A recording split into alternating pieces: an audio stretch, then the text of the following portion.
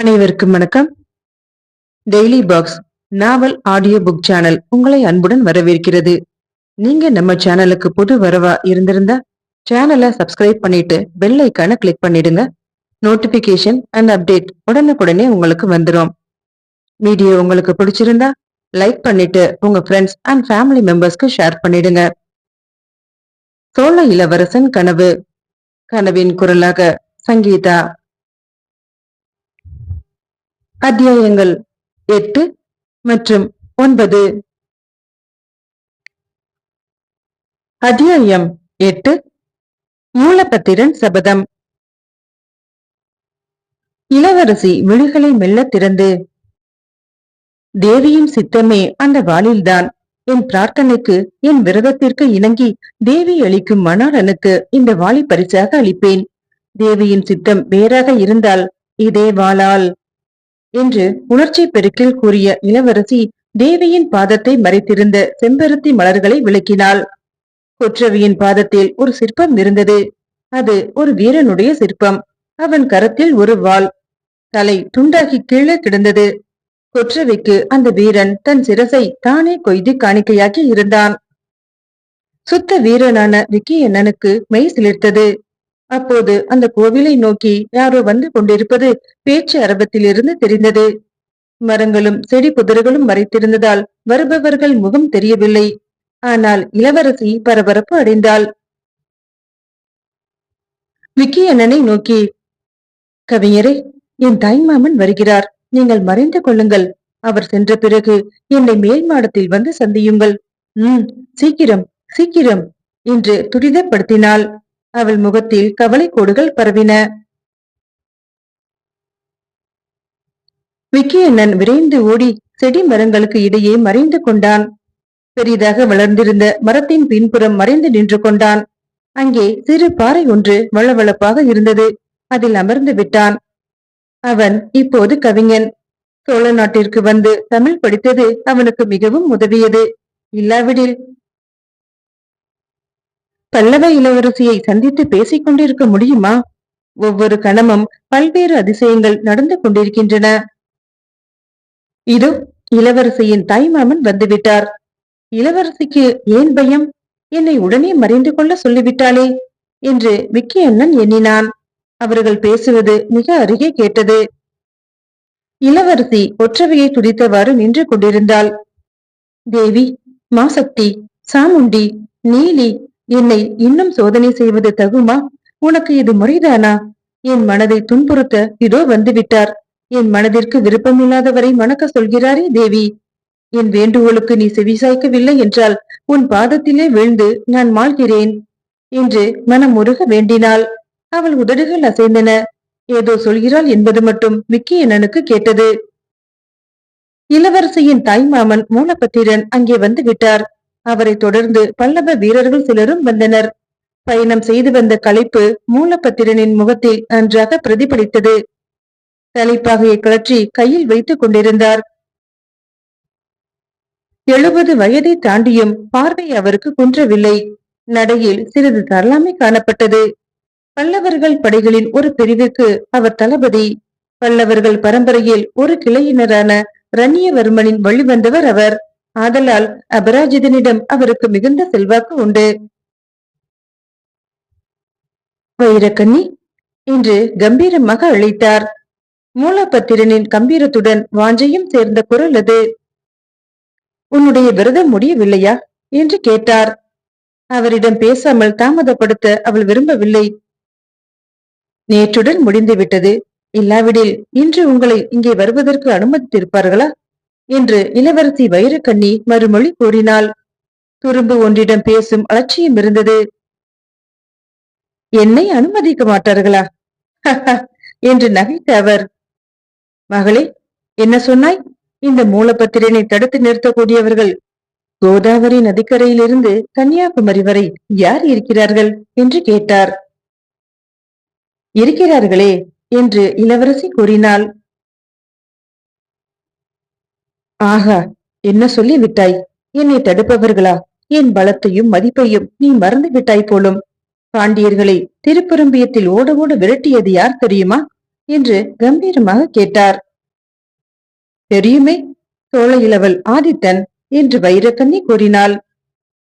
ஆதித்தனா? அந்த சிறு பயலா? பெண்ணே, நீ என் சகோதரியின் மகள் என்றதால் சும்மா விட்டேன். அத்துடன் பல்லவ சக்கரவர்த்தி அபராஜிதனுக்கு மனையாட்டியாக போகிறாள் என்பதால் மரியாதை கொடுத்தேன். நாளை பல்லவ அரசியாக போகும் உன்னை அவமதிக்கலாமா?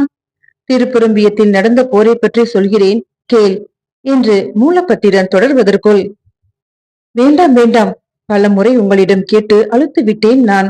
நீங்கள் இங்கே வந்த காரியத்தை மட்டும் சொல்லுங்கள், போதும் என்று சற்று கோபத்துடனேயே பேசினாள் இளவரசி. ஆம், உன்னிடம் நான் அதை எவ்வளவு தடவை சொல்லிவிட்டேன் வைரக்கண்ணி.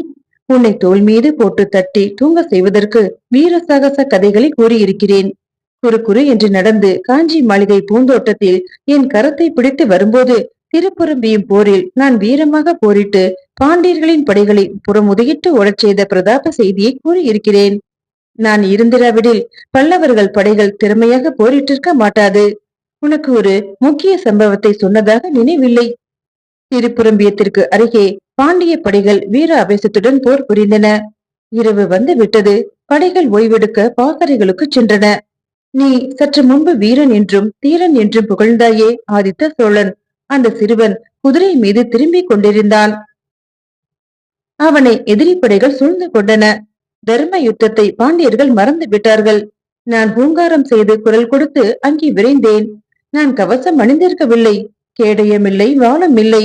எதிரி படை வீரன் ஒருவனை தாக்கி அவனது வாளை பறித்து திகிரி போல சுழற்றினேன் என்று அவர் சொல்லி நிறுத்தியவுடன் இளவரசி, போதும் போதும், நிறுத்துங்கள். இந்த கதையை 100 தடவை சொல்லிவிட்டீர்கள் என்றாள். எவ்வளவு தடவை சொன்னாலும் அழுக்காது மகளே. ஆமாம், ஒவ்வொரு முறையும் புதிய புதிய கற்பனைகளை சேர்த்து சொல்கிறீர்கள். போதும், நீங்கள் வந்த காரணத்தை சொல்லுங்கள். இன்று உன்னிடம் ஒரு முக்கியமான செய்தி சொல்ல வந்திருக்கிறேன். சக்கரவர்த்தி திருத்தணிகை கோவிலுக்கு வந்திருக்கிறார். அவர் உன்னையும் காண இங்கு வருவார் என்றார். பல்லவ சக்கரவர்த்தி என்னை காண எதற்காக வர வேண்டும்? நீங்கள்தான் அவர் சார்பாக அவ்வப்போது வருகிறீர்களே, அது போதாதா? நான் ஒவ்வொரு முறையும் உன்னிடம் வரும்போது அபராஜிதன் மனதில் உள்ள ஆசையை தெரிவிக்கிறேன். நீயோ காது கொடுத்து கேட்பதில்லை. நான் செவிடாகி விடுகிறேன். அபராஜிதன் நிலைமையை உனக்கு பலமுறை எடுத்து சொல்லியிருக்கிறேன். உன் நன்மைக்காகத்தான். நீயே சிந்தித்து பார். காஞ்சி மன்னரை அடைய கொடுத்து வைக்க வேண்டும். அவர் உன் அழகை கண்டு மயங்கிவிட்டார் என்றே சொல்ல வேண்டும். அழகிய பெண்களை கண்டு மயங்காத ஆண்களே கிடையாது. உங்கள் அபராஜிதவர்மன் முன்பே மனமானவர். அவரது மனைவி மாதேவி அழகில் குறைந்தவளா என்ன? என் மீது அவருடைய நாட்டம் செல்வானேன்? இவ்வாறு வைரக்கண்ணி கேட்டவுடன் மூலப்பத்திரன் பெரிதாக நகைத்தான். அரசர்கள் பல மனைவியரை அடிவது புதிதன்று. உன்னுடைய தகப்பனார் சின்னஞ்சிறு குறுநில மன்னர். உன் தாயை தவிர அவருக்கு என்று பேச முற்பட்டவுடன் வைரக்கண்ணி சீறினாள். என் தந்தையை பற்றி ஏதும் குறைவாக பேசாதீர்கள். என் தந்தைக்கும் உங்களுக்கும் எப்போதும் மனக்கசப்புதான். அதனால்தான் ஆண் வாரிசு இல்லாத என் தந்தையின் மூலம் அவரது பூமியையும் பல்லவ சக்கரவர்த்தியின் ஆளுகைக்கு உட்படுத்தி விட்டீர்கள். என்னை இளவரசி என்று அழைப்பது ஓர் ஏமாற்று வேலை என்பது எனக்கு தெரியாதா? சொல்ல வந்ததை சீக்கிரமாக சொல்லிவிட்டு செல்லுங்கள். நான் ஓய்வெடுக்க வேண்டும் என்று இளவரசி சீறினாள். நீ இப்படி கோபப்படும் போது கூட அழகாகத்தான் இருக்கிறாய். உன் சிவந்த முகத்திற்கு பவள உதடுகள் ஈடு கொடுக்கின்றன. உன்னை மணக்க நினைக்கும் அபராஜிதன் மகா அதிர்ஷ்டசாலி. நீயும் மிக மிக பாக்கியவதி. பல்லவ சக்கரவர்த்தியை மணப்பது என்றால் முற்பிறவியில் புண்ணியம் செய்திருக்க வேண்டும் என்று புகழ்ந்து கொண்டே சென்ற மூலப்பத்திரனை நிறுத்தினாள் வைரக்கண்ணி. நான் முற்பிறவியில் புண்ணியம் செய்தவள் என்றாள். மூலப்பத்திரனோ அதை கேட்டு திகைத்து, புண்ணியமா? ஆம், நான் பல்லவ சக்கரவர்த்தியை மணக்கப் போவதில்லை. அதனால் தான் புண்ணியம் செய்தவள். மணக்கப் போவதில்லையா? ஏன்? எனக்கு விருப்பம் இல்லை. விருப்பம், விருப்பமின்மை இவற்றையெல்லாம் பாகுபடுத்தக்கூடிய பருவமன்று உனக்கு. நன்றாக யோசித்துப் பார். நீ ஒரு சாதாரண வீரனைத்தான் மணக்க முடியும். அரச குடும்பத்தில் தக்கவர்கள் கிடைக்க மாட்டார்கள். ஒரு எளிய உழவனை மணந்து கொள்கிறேன். உனக்கு பைத்தியமா பிடித்து விட்டது? ஆழிசோல் உலகத்தில் இன்று அபராஜிதனுக்கு சமமாக ஒருவரும் இல்லை. கங்கர்களும் ராஷ்டிரகுடர்களும் இருக்கும் இடமே தெரியவில்லை. பாண்டியர்களும் அடங்கிவிட்டனர். சோழர்கள் நமக்கு கப்பம் கட்டும் சிற்றரசர்கள். சக்கரவர்த்தி உன்னை தேடி வருகிறார். அவர் உன்னை ஒருமுறை பார்த்து செல்ல விரும்புகிறார். கொங்கு நாட்டிற்கு செல்கிறார் அவர். அங்கே இருந்து ஏராளமான தங்க பாலங்களை கொண்டு வரப்போகிறார். அந்த தங்கத்தை கொண்டு பொன் மலராக்கி முருகபிரானுக்கு திருத்தணிகையில் கனகாபிஷேகம் செய்ய போகிறார். அந்த வைபவத்தன்று அவர் உன்னை கோலாகலமாக திருமணம் செய்து கொள்ள போகிறார். திருமண நாளை ஜோதிடர்கள் குறித்து கொடுத்து விட்டார்கள். போதும் போதும், நிறுத்துங்கள். உங்கள் அபராஜிதனின் கனவு ஒரு நாளும் நிறைவேறப் போவதில்லை. இங்கிருந்து உடனே போய்விடுங்கள். வைரக்கண்ணி கூவினாள். மூலபத்திரனுக்கு வியப்பு தாங்கவில்லை. இந்த பெண்ணுக்கு பித்து பிடித்து விட்டது. இல்லையென்றால் காட்டின் நடுவே விரதம் இருப்பதாக வருவாளா? ஆண்களே வரக்கூடாது என்று கட்டளைதான் இடுவாளா? காளி பூஜை செய்வாளா? என்னை மரியாதையின்றி நடத்துவாளா? வழியே வரும் சீதேவியை வெறுத்து ஒதுக்குவாளா? அபராஜிதனை மணக்க முடியாது என்று கூறுவாளா? மூலபத்திரனுக்கு ஆத்திரமும் கோபமும் ஒன்று கலந்தன. வைரக்கண்ணி, என்ன பேசுகிறாய்? யாரிடம் பேசுகிறாய்? அபராஜிதன் கனவு நிறைவேறாது என்று ஒரு சிறிய பெண் நீ கூறுகிறாய். நான் சொல்கிறேன், மூலபத்திரன் உறுதியாக சொல்கிறேன். தெல்லாற்று போரின் போது இளம் வயதிலேயே வீர தீர பிரதாபங்களை நிலைநாட்டியவன். திருப்புரம்பியம் போரில் பாண்டியரை கிடுகிடுக்க வைத்தவன். என்னை உள்வார்த்தைகள் பயந்துவிடச் செய்யாது. அபராஜிதன் கொங்கு நாட்டிற்கு செல்லத்தான் போகிறார்.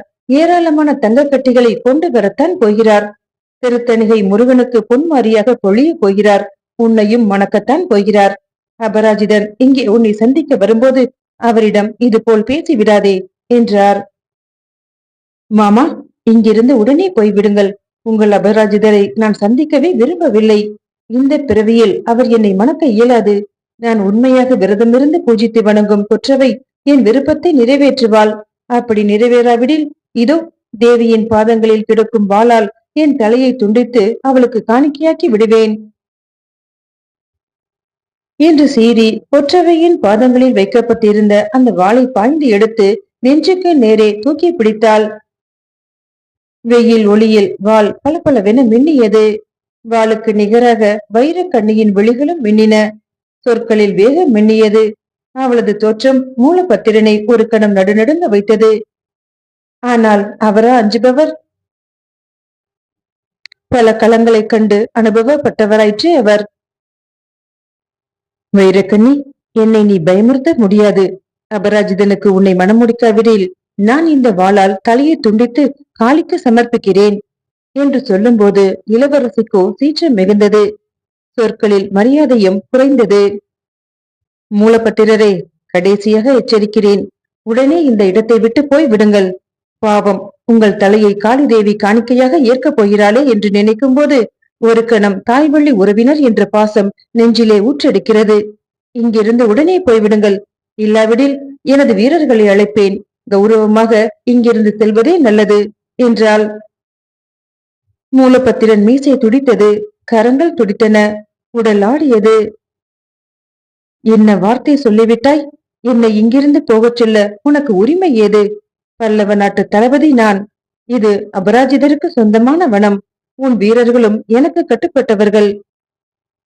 இல்லை, இந்த மலைச்சாரல் அபராஜிதருக்கு சொந்தமான இடம் அன்று. என் தந்தை எனக்கு பட்டயம் எழுதி வைத்த இடம். காடு, கோயில், மாளிகை யாவுமே பிறர் அடைய முடியாதவை. மீண்டும் எச்சரிக்கிறேன் தாய்மாமன் அவர்களே, உடனே இங்கிருந்து புறப்படுங்கள் என்று பெண் புலியின் குரல் போல சீறினாள். அவமான உணர்ச்சி மூலபத்திரனை ஆட்கொண்டது. அவர் ஏதோ சொல்லவா எடுக்கும் முன் வைரக்கண்ணி அருகே நின்றிருந்த வீரர்களை நோக்கி, ஏன் பார்த்து கொண்டு நிற்கிறீர்கள்? அடுத்த சொல் இவரிடமிருந்து வருவதற்கு முன் இவரை அப்புறப்படுத்தி காட்டிற்கு வெளியே கொண்டு விட்டு வாருங்கள் என்று அவர்களுக்கு கட்டளையிட்டாள். மரத்தின் மறைவில் இருந்த விக்கியண்ணனுக்கு ஏற்பட்ட வியப்பிற்கு எல்லையே இல்லை. அங்கு நடைபெற்ற உரையாடல்களை ஒன்று விடாமல் கேட்டுக் கொண்டிருந்தவன் இளவரசியின் கட்டளை பிறந்ததும் அடுத்து என்ன நடக்கப் போகிறதோ என்று அறிய மெல்ல மரத்தின் மறைவில் இருந்து எட்டி பார்த்தான். அத்தியாயம் 9. இளவரசிக்கு ஆபத்து. மூலபத்திரனை வீரர்கள் நெருங்கினர். ஒரு கணம் அவனுக்கு வியப்பாக இருந்தது. ஒரு பெண்ணின் கட்டளையை ஏற்று வீரர்கள் பல்லவ தளபதியை விரைந்து நெருங்குகிறார்கள். தன்னுடைய பதவிக்கு மதிப்பு இல்லையா, அல்லது செல்வாக்கு குறைந்து விட்டதா? அந்த இடத்தை விட்டு நகராவிடில் வீரர்களிடம் அவமானப்பட நேரிடும். அந்த இடத்தை விட்டு புறப்பட்டு விட்டாலோ ஒரு பெண்ணின் கட்டளைக்கு பணிந்தது போல் ஆகிவிடும். எது சரி? ஒரே கணத்தில் முடிவு செய்துவிட்டான் மூலபத்திரன். சீற்றம், அவமானம், தோல்வி யாவும் கலந்த ஒரு உணர்ச்சி அவனை இயங்க வைத்தது. சட்டென திரும்பினான். திரும்பும் போது அவன் பார்த்த பார்வை. நான் பார்த்து வளர்ந்தவள் நீ. உன்னை தூக்கி தோளிலே வளர்த்து சீராட்டி இருக்கிறேன். எனக்கு ஏற்ற வயது உடையவளாய் நீ இருந்திருந்தால் உன்னை முறைப்படி நானே மணந்திருப்பேன். இப்போது இந்த இடத்திலிருந்து உனது வீரர்களை ஏவி என்னை போகுமாறு பயமுறுத்தி இருக்கலாம். சிறியவளை, நான் அஞ்சவில்லை. பணிந்து விடுவது போல பாவனை செய்தேன். மாமன் பயந்து விட்டான் என்று நீ நினைக்கலாம். போர் தந்திரம் அறிந்தவன். உன்னுடன் போர்க்கொடி உயர்த்தி விட்டேன். உன்னை அபராஜிதனுக்கு மனம் முடிக்காமல் நான் ஓயவும் மாட்டேன். அப்படி செய்யாவிடில் சற்று முன்பு கூறியது போல என் தலையை காளிக்கு சமர்ப்பித்து விடுவேன் என்று முணுமுணுத்தவாறே சென்றான். தன் மாமன் செல்வதை பார்த்து கொண்டு நின்ற வைரக்கண்ணி பெருமூச்சு விட்டாள். கொற்றவையின் பக்கம் திரும்பி தேவியின் பாதத்தின் அருகே விரைந்தாள். தேவி, மகிஷாசுரனை மாய்க்க போர்க்கோலம் பூண்டவளே, அம்மா, என்னை என் குடும்ப விரோதியிடம் ஒப்படைக்க என் தாய் மாமனே முடிவெடுத்து விட்டார். அதற்காகவா நான் விரதம் இருந்தேன்? என் அந்தரங்க தூய்மையை சோதிக்கிறாயா? இந்த காட்டுப்பகுதியில் சில நாட்கள் நிம்மதியாக உன்னை துதித்து வணங்குவதற்கு கூட எனக்கு உரிமை இல்லையா? இந்த இடம் எங்கள் குடும்ப சொத்தல்லவா? தேவி, திரிசூலி, இந்த வீடு எனக்கு வேண்டாம். இந்த காடு எனக்கு வேண்டாம். இந்த பல்லவ நாட்டை விட்டு என்னை கண்காணாத தீவிற்கு அனுப்பிவிடு. அந்த தீவு உனது அருள் பரிபூரணமாக நிறைந்திருக்கும் பொற்பூமியாக இருக்கட்டும். அங்கே மூப்பென்றும் பிணி என்றும் மூவாசை பேய் என்றும் தோன்றாமல் இருக்கட்டும். தேவி ரணசாமுண்டி, என் மனதுக்கு உகந்த மணாளனை மணக்க நீ அருள் செய்வாய் தேவி.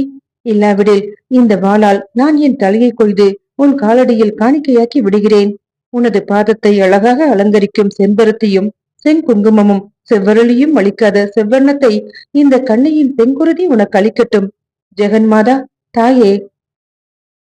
அவள் வாய்விட்டு அலறினாள். வார்த்தைகள் இதய சுனையிலிருந்து பொங்கி எழுந்தன. உணர்ச்சி மிகுந்த சொற்கள் உள்ளமென்னும் கடல் ஆழத்திலிருந்து சீறி பாய்ந்தன.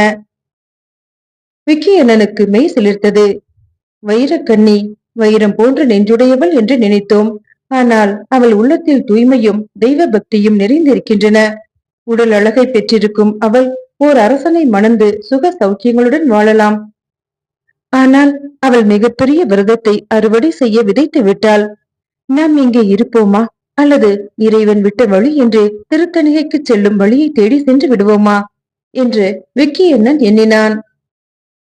அவ்வளவு எளிதில் சென்றுவிட முடியாது என்று அவனது உள் உணர்வு கூறியது. வைரக்கண்ணி தேவியிடம் முறையிட்டு விட்டு திரும்பினாள். அங்கே நின்று கொண்டிருந்த வீரர்களை நோக்கி, ஏன் இங்கே நிற்கிறீர்கள்? தளபதி இந்த காட்டின் எல்லையை விட்டு நீங்கும் வரையில் சென்று பார்த்து விட்டு திரும்புங்கள் என்று கட்டளையிட்டாள். வீரர்கள் சென்றவுடன் வைரக்கண்ணி என்ன செய்ய போகிறாள் என்று கவனித்தவாறே நின்றான் விக்கியண்ணன்.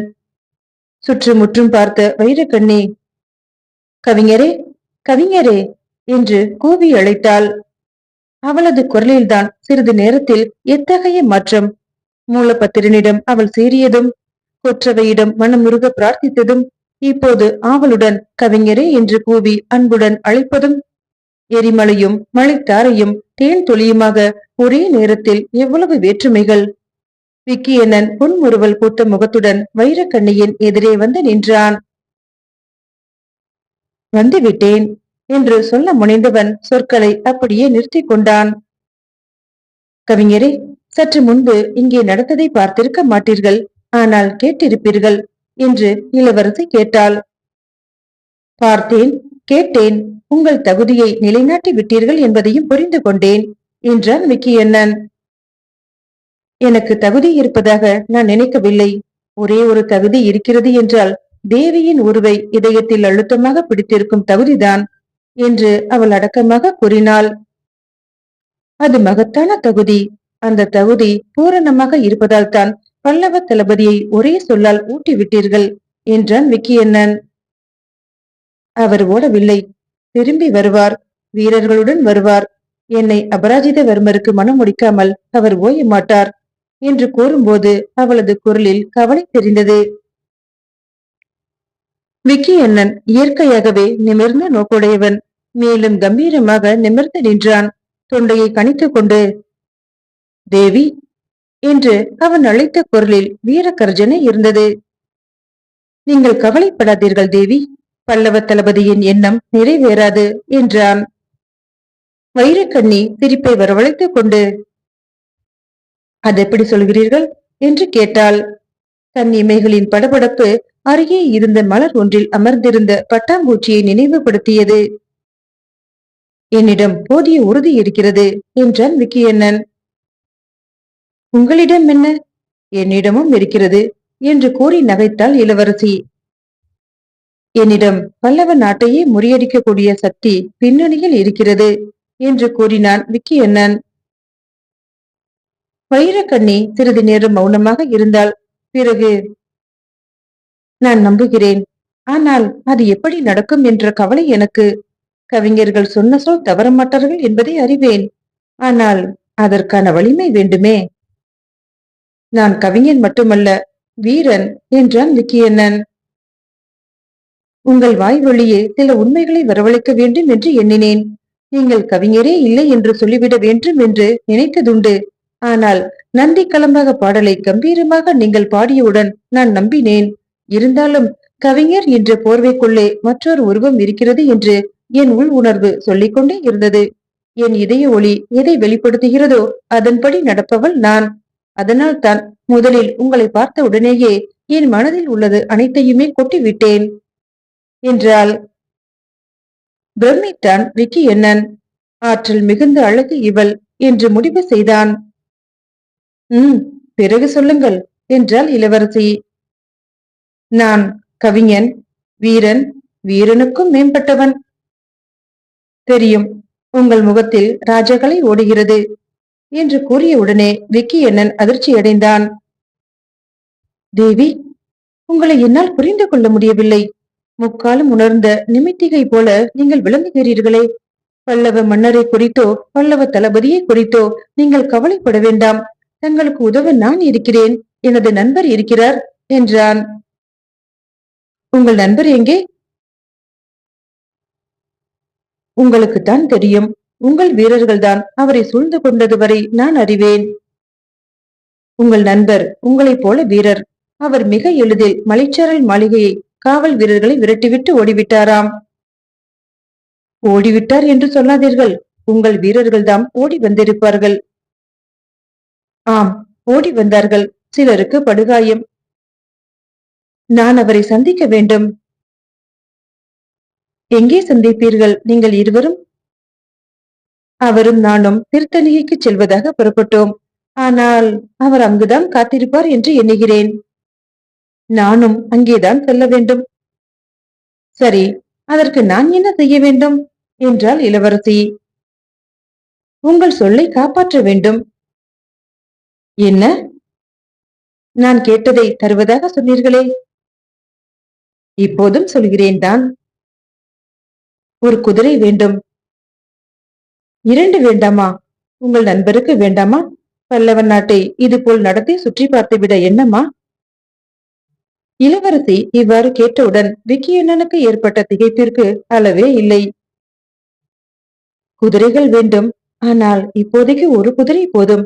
திருத்தணிகைக்கு சென்ற பிறகு மற்றொரு குதிரையை ஏற்பாடு செய்து கொடுத்தால் போதும் என்று அவன் கூறியதை கேட்டவாறு விழிகளை மூடியபடி நின்ற இளவரசி, குதிரையை தருகிறேன். திருத்தணிகையிலும் மற்றொரு குதிரையை பெறுவதற்கு ஒரு ஓலையும் தருகிறேன் என்றாள். மாளிகைக்குள் சென்ற இளவரசி விக்கியண்ணனை கீழ்கூடத்தில் அமர வைத்துவிட்டு மேன் மாடத்திற்கு சென்றாள். சிறிது நேரம் கழித்து பணிப்பெண் அங்கே வந்தாள். குதிரை கேட்டீர்களே, வெளியே நிற்கிறது. இதோ இந்த ஓலையை கொண்டு போய் மலை அடிவாரத்தில் உள்ள சத்திரத்து தலைவனிடம் கொடுங்கள். அவர் ஏற்பாடு செய்வார் மற்றொரு குதிரையை. என்று அவள் கூறிவிட்டு மறுமொழியை எதிர்பாராமல் சென்றுவிட்டாள்.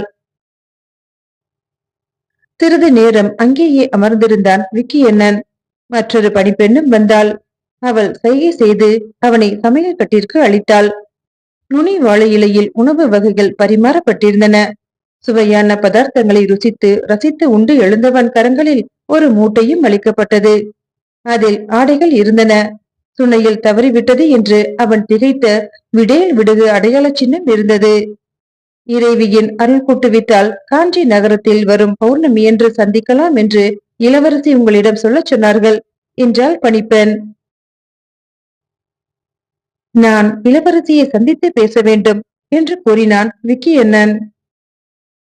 சந்திக்க மாட்டார்கள் என்று மறுமொழியை அழுத்தமாக கூறினாள் அந்த பணிப்பெண். காஞ்சியில் எங்கே சந்திக்க முடியும் என்று விக்கியண்ணன் கேட்டான். மேற்கு கோட்டை வாயில் அருகே காடவரையர் மாளிகையில் என்று மட்டும் கூறிவிட்டு அவள் போய்விட்டாள். அவள் நடந்து செல்லும் நடையழகை ரசிக்க அவனுக்கு அப்போது தோன்றவில்லை.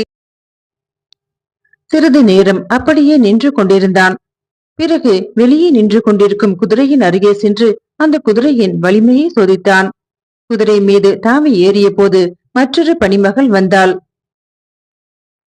இந்த ஒற்றையடி பாதை வழியே சென்றால் சிறிது தொலைவிற்கு பிறகு 2 கிளைப்பாதைகள் பிரியும்.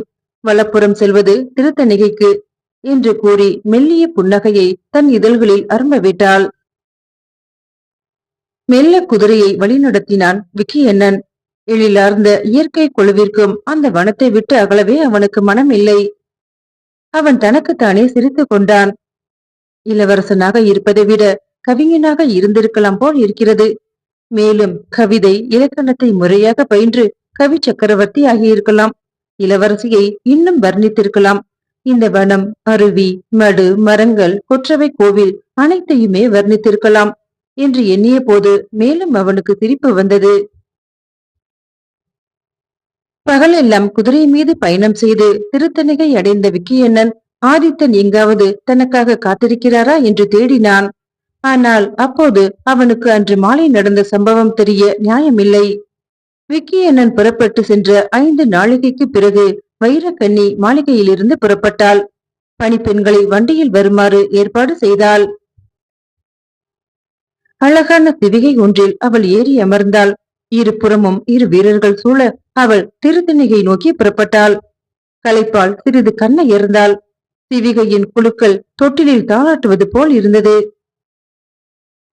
கதிரவன் மலை வாயிலில் விழும் நேரம் நெருங்கிக் கொண்டிருந்தது. குட்டை மரங்களும் பாறைகளும் சிறு குன்றுகளும் இருபுறமும் நிறைந்த சாலை வழியே அந்த சிவிகை சென்று கொண்டிருந்தது. திடீரென ஓர் ஓலம், பரபரப்பு, வாள் மோதும் ஒளி, கூச்சல். வைரக்கண்ணி கண் விழித்து சிவிகையின் திரையை விலக்கி வெளியே எட்டி பார்த்தாள். சில வீரர்கள் சிவிகையை சூழ்ந்திருந்தனர். சிவிகைக்கு பாதுகாவலாக வந்த வீரர்களுடன் அவர்கள் வாளை சுழற்றி சுழற்றி சண்டையிட்டுக் கொண்டிருந்தனர்.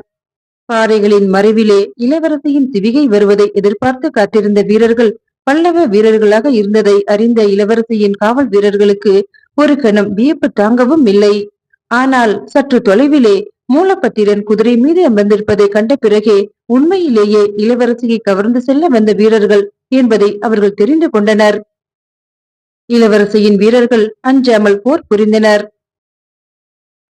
மீண்டும் அடுத்த அத்தியாயத்தில் சந்திக்கலாம். நன்றி.